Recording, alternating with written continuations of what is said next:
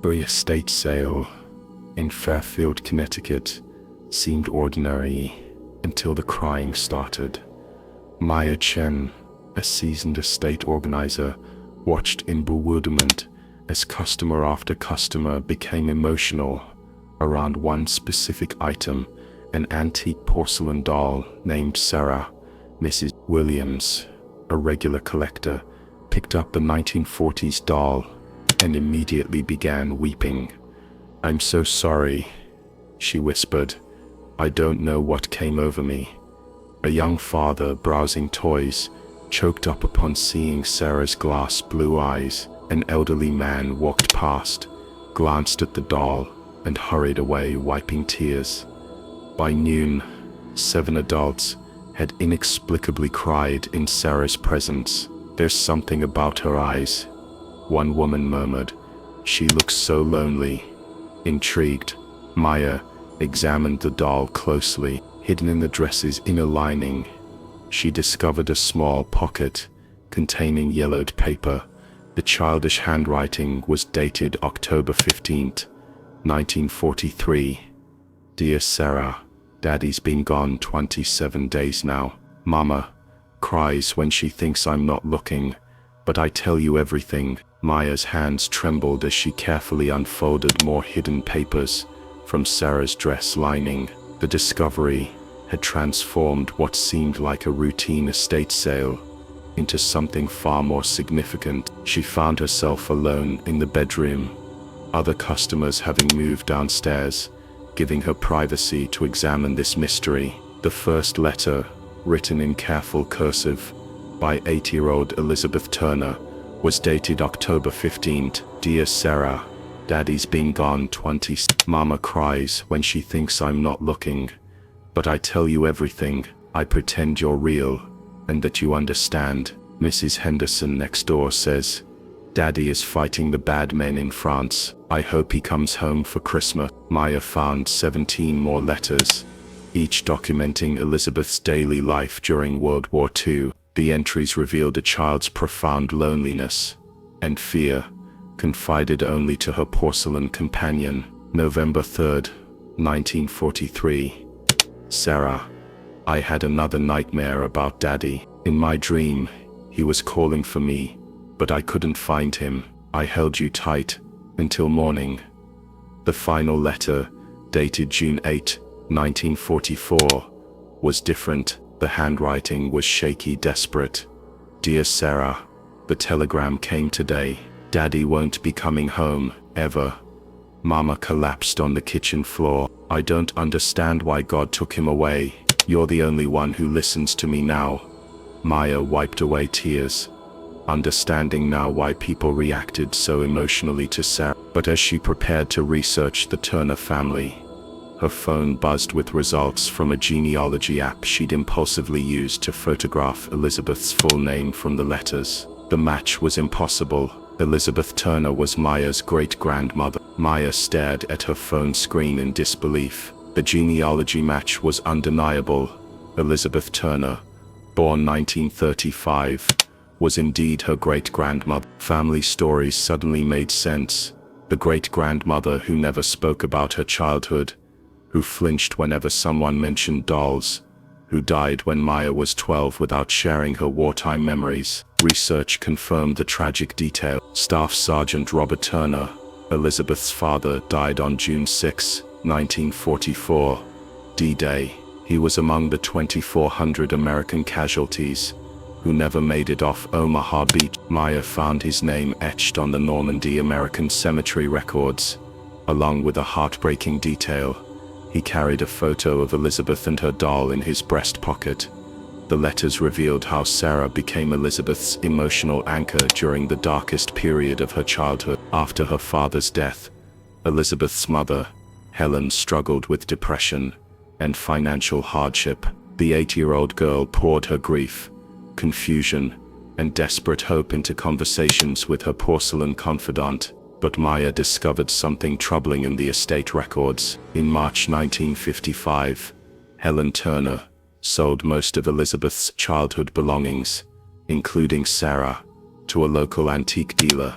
The sale documentation noted, Items cause daughter extreme distress, must be removed from household for family's mental health. Elizabeth would have been 20 then, probably trying to build a new life, move past childhood trauma. The doll that had comforted her through the worst period of her life was suddenly gone. Maya traced Sarah's next ownership to the Anderson family, who purchased her from that same antique dealer in April 1955. Young couple, newlyweds, probably thought they were buying a charming nursery decoration. They had no idea they were acquiring a repository of generational grief. Hidden beneath Sarah's dress, Maya found a second bundle of papers, different handwriting entirely. The second bundle of papers revealed Sarah's journey through the Anderson family, beginning with a tragedy that explained why they'd welcomed a child's doll into their home. Linda Anderson, age 6, had written her first letter to Sarah on September 12, 1957. Dear Sarah, Mommy says you belong to another little girl who was very sad. I'm sad too, because baby Tommy went to heaven. Maya pieced together the devastating story through Linda's innocent letters. The Andersons had lost their infant son to sudden infant death syndrome, just months after purchasing Sarah. In their grief, they'd given the doll to their surviving daughter, hoping it might help her process the family's trauma. Linda's letters chronicled a child trying to understand death, sibling loss, and parents who cried behind closed doors. October 1957. Sarah, Daddy doesn't smile anymore. Mommy talks to Tommy's empty crib. I pretend you can hear baby Tommy in heaven, and tell him I miss him. The letters continued through Linda's childhood, documenting how Sarah became her emotional outlet during years of family grief counseling and her parents' struggling marriage. By 1972, now 17, Linda wrote her final letters during her parents' bitter divorce. June 15, 1972. Sarah, they're splitting up everything, even deciding who gets what pictures of Tommy. But you're mine. You understand what it's like when families break apart. Maya found a third set of documents, Linda's daughter Jessica's letters, beginning in March 3, 1994. Dear Sarah, Grandma Linda says you helped her when she was little and scared. I'm scared too. Mommy and Daddy fight every night about money and custody. I heard Daddy say he might move to California. The pattern was unmistakable. Each generation had unconsciously turned to Sarah during their darkest moments. Jessica's letters chronicled her parents' custody battle, weekend visitations, and the confusion of a child caught between warring adults. The final bundle belonged to Jessica's daughter, Ashley, dated January 2020.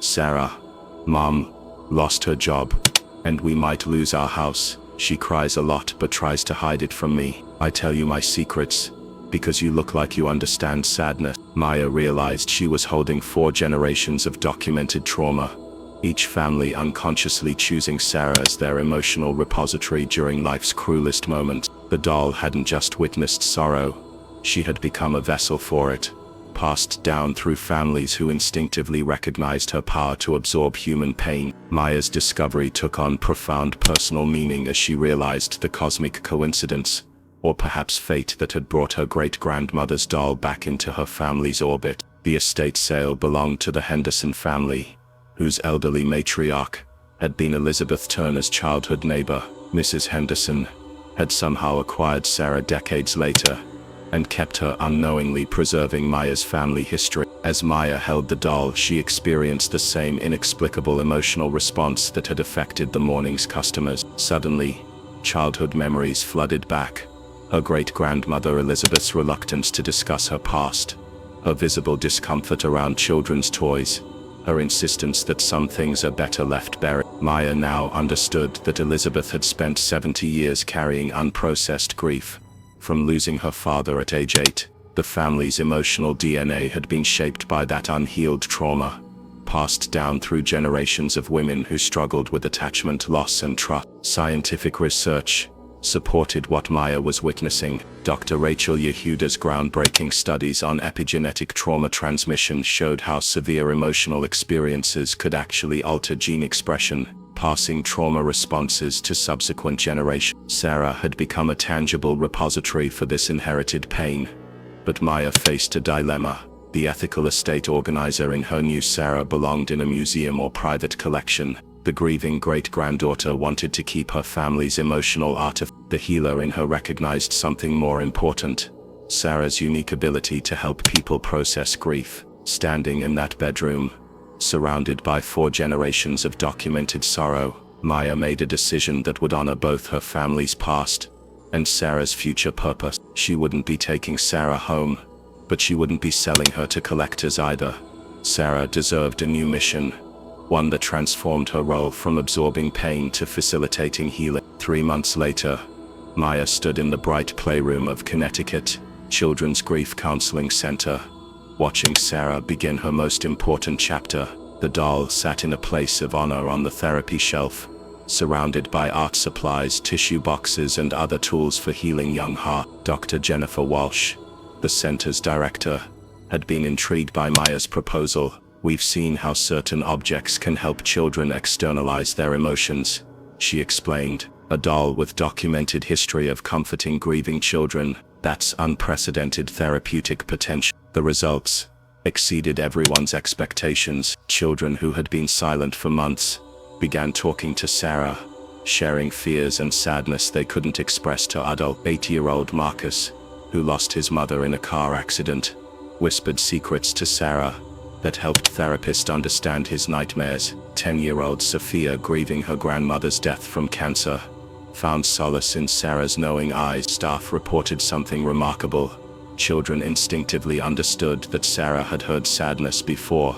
They treated her, not as a toy, but as a wise confidant who could handle their deepest pain without judgment. Maya visited monthly, documenting Sarah's new purpose. The doll's final letters now came from contemporary children processing loss, but with a crucial difference.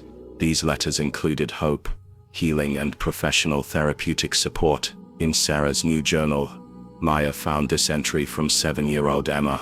"Dear Sarah, Walsh says it's okay to be sad about Daddy dying, but I can still be happy sometimes too. Thank you for listening.